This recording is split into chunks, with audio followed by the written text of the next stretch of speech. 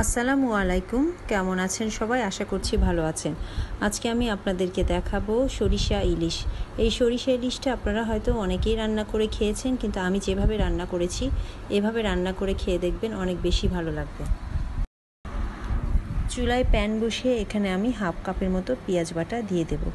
এর মধ্যে দিয়ে দেব 1 চা চামচ পরিমাণ লবণ। লবণটা দিয়ে আমি একটুখানি ঢাকনা দিয়ে ঢেকে দেব, যাতে পেঁয়াজটা থেকে পানি বের হয়ে ছিটে না আসে। এখন আমি ঢাকনাটা খুলে এর মধ্যে দিয়ে দেব 2 টেবিল চামচের মতো সরিষা বাটা। সরিষা বাটাটা দিয়ে পেঁয়াজের সাথে খুব ভালোভাবে নাড়তে থাকব।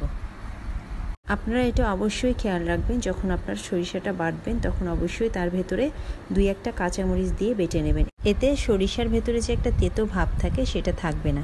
এরপর এর মধ্যে দিয়ে দেব 1 চা চামচ মরিচের গুঁড়া, হাফ চা চামচ হলুদের গুঁড়া, খুব সামান্য পরিমাণে আদা এবং রসুন বাটা। চাইলে আপনারা এটা নাও দিতে পারেন। সব মশলাগুলো খুব ভালোভাবে মিক্সড করে নেব।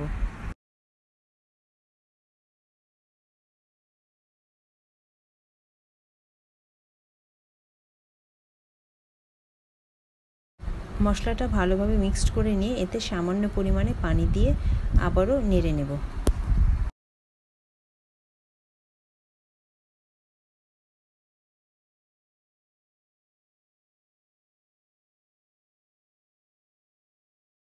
মশলা ভালোভাবে কষানো হয়ে গেলে এর মধ্যে আমি দিয়ে দেব আগে থেকে হলুদ, মরিচ এবং লবণ দিয়ে মাখিয়ে রাখা ইলিশ মাছ।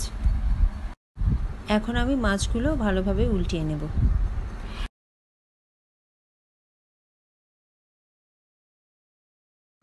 এখন আমি এখানে 4-5টা লাল এবং সবুজ রঙের কাঁচামরিচ দিয়ে দেব এবং কিছুক্ষণের জন্য ঢেকে দেব।